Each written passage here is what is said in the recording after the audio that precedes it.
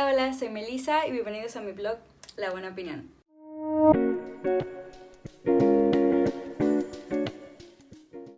En esta ocasión vamos a hablar sobre las revistas científicas, en específico las editoriales que son las dueñas de las revistas. Otra vez creo que voy a hacer este video por partes porque mi objetivo principal era hablar sobre una plataforma llamada Sci-Hub que muchísimos estudiantes conocen, pero todo este dilema de las revistas científicas es muy largo, entonces yo creo que voy a hablar primero del problema y después del dilema que está pasando, o bueno, que pasa desde el 2015 con Sci-Hub.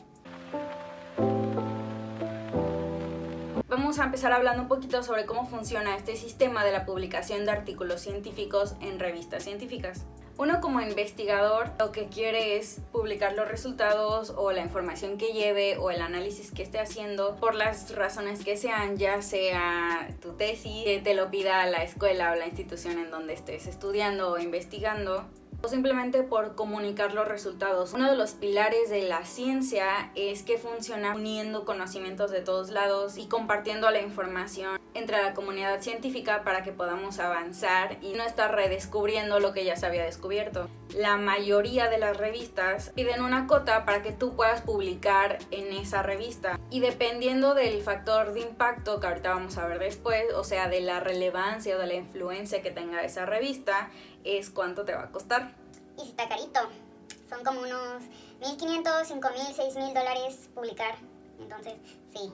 Entonces, tú haces tu investigación con los recursos de tu universidad o de la institución de laboratorio X, haces tu artículo que toma muchísimo tiempo, lo mandas a esta revista y dices quiero publicar, pagas, te revisan porque hay un proceso de revisión que se llama peer review o revisión por pares. Esto lo hacen colegas científicos o expertos en el área en el que se haya desarrollado tu experimento o tu investigación para que se pueda revisar la reproducibilidad de tus resultados. Entonces, una vez que pasas ese proceso, se publica y todavía, depende de la revista, pero la mayoría de ellas cobra porque alguien lo quiera leer. A veces incluso tú mismo, o tus colegas o las personas que estén en tu misma institución, porque los derechos se los cediste a la revista, en la mayoría de las ocasiones. Yo como estudiante nunca he publicado un artículo en una revista, pero me tocó escuchar las experiencias de profesores y de personal de laboratorio con el que estuve trabajando. Entonces,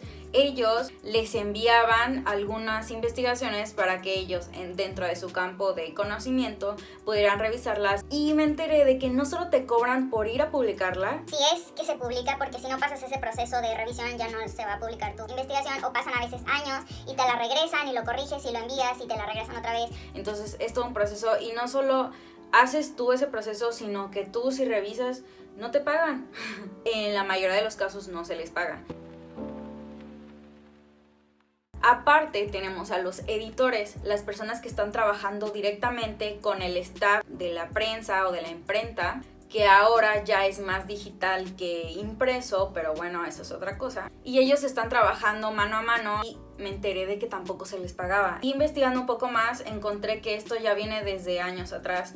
Aproximadamente en el 2012 se empezaron a quejar de esto porque uno lo ve como una vocación, o en el mundo en el que estás tú lo ves como que es una comunidad. Lo que quieres tú es apoyar, quieres dar a conocer todo lo que hayas tú investigado y tus resultados independientemente de si te haya salido bien o no. Y quieres que las otras personas lo sepan para que haya una retroalimentación, para que te digan, oye, a lo mejor no te salió bien por esto y esto, o oye, yo estoy haciendo lo mismo, intenté con otra variable y si me salió, inténtalo. Entonces, toda esta colaboración en la comunidad científica es la meta, es el goal para que pueda seguir avanzando la ciencia. Entonces, estos editores primero decían que no se veían compensados, algunos dicen que sí y que no era gran cantidad de dinero, otros dicen que para nada, y que como ellos son académicos, normalmente son profesores o son personas que están trabajando tranquilos en un laboratorio, ellos ya tienen como un sueldo o un trabajo y eso lo ven como una posición en la que están para poder dar su conocimiento y ayudar a las personas. Por ejemplo, Daniel Obersky, miembro del Utrecht Young Academy, dijo en una revista para Science Guide en 2019 que pensándolo bien nunca había sido recompensado por su trabajo de editor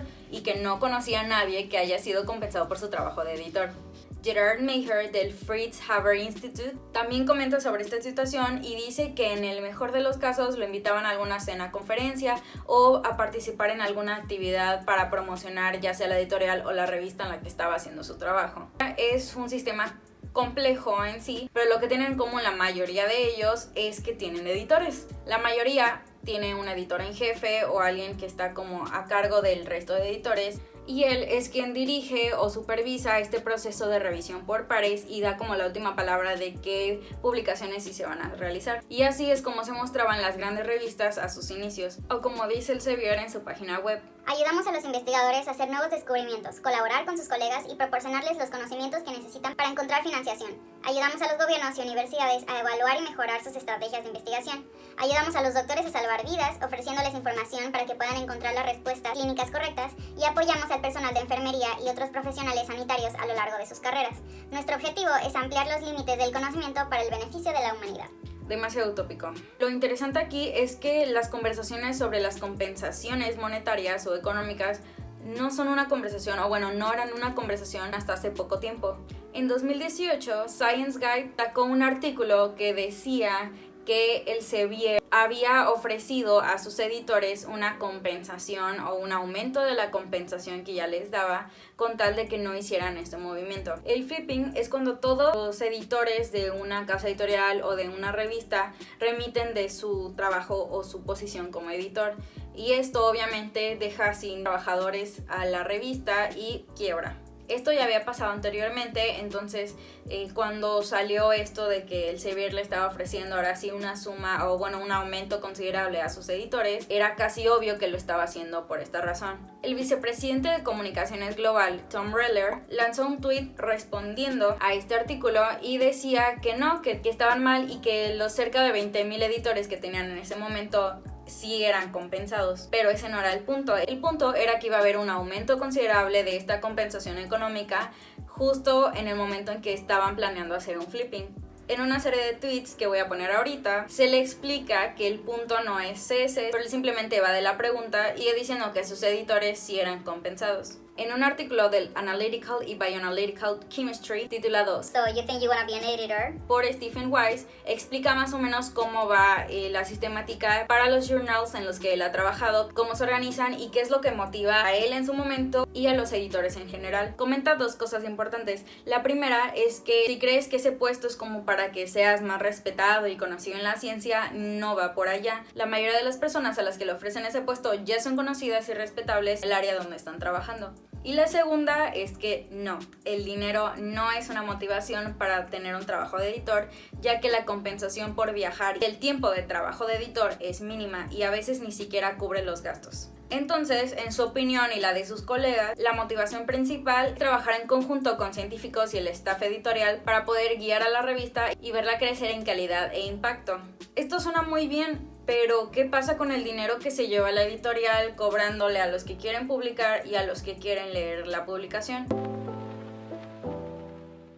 Las 5 más grandes editoriales son las que controlan el 50% o más de las publicaciones científicas anuales, en especial en áreas de mucha influencia como la medicina y la química. Pero ¿qué están haciendo exactamente las editoriales? ¿Qué están aportando? Al final es la misma comunidad científica la que está produciendo, editando y consumiendo el contenido de la revista. En 2012, The Guardian publicó el artículo Academic Publishers Have Become Enemies of Science.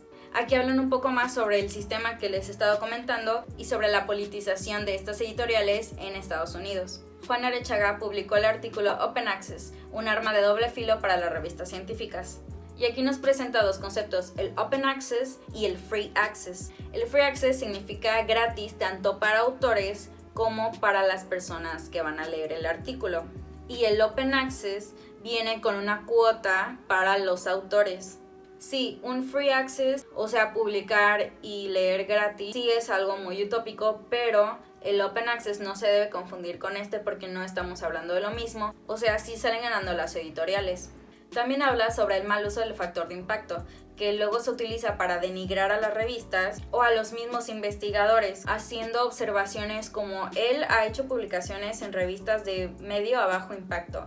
Eso no tiene mucho que ver con la persona investigando, debido a que este factor está influenciado por otras cosas que no tienen tanto que ver con la calidad de la publicación, sino con el número de personas que están no solo leyendo la revista, sino citando los artículos en sus propias investigaciones. ¿Cómo vas a comparar el factor de impacto en una revista, por ejemplo, de medicina, que tiene millones de lectores, a una revista sobre insectos, sobre vertebrados, que es un nicho un poco más específico? Y el mal uso del factor de impacto ha llevado a que revistas pequeñas o en desarrollo no puedan competir con las grandes revistas, por ejemplo con las del Sevier. Debido también al mal uso del factor de impacto, hay pequeñas revistas que se venden a las grandes, como el Sevier, como Springer, para que esté el logo de estas en su propia revista y les dé el prestigio que estas tienen.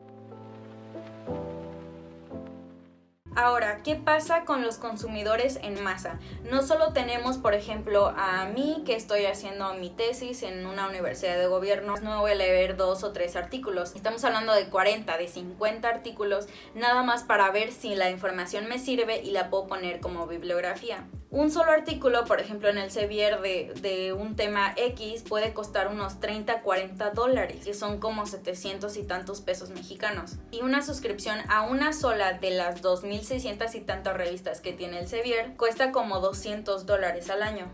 Lo que han hecho algunas instituciones que tienen mucho dinero para invertir es hacer contratos con estas casas editoras para que tengan acceso o una suscripción todos sus miembros, ya sea profesores o estudiantes. Pero estos precios ya alcanzaron la ridiculez. En 2018 todas las instituciones de Alemania y Suecia cancelaron sus contratos con el Sevier, y en 2019 la Universidad de California dejó en claro que no iba a volver a firmar contrato con el Sevier debido a que estos les querían cobrar un cargo extra porque una parte de la producción científica de sus académicos fuera de acceso abierto. Y la universidad declaró que no iba a permitir que siguiera incrementando sus ganancias el Sevier a expensas de esta institución. En el siguiente video ahora sí estaré hablando sobre Sci-Hub y sobre todo este dilema con el sistema de las editoriales científicas. ¿Tú sabías de esto? Me gustaría que dejaras un comentario si sabías o no sabías y si crees que esto es justo. Pero bueno, hasta aquí el video y te voy a dejar con una frase de The Guardian del 2012. El negocio del Sevier no es hacer dinero publicando nuestro trabajo, sino haciendo exactamente lo opuesto,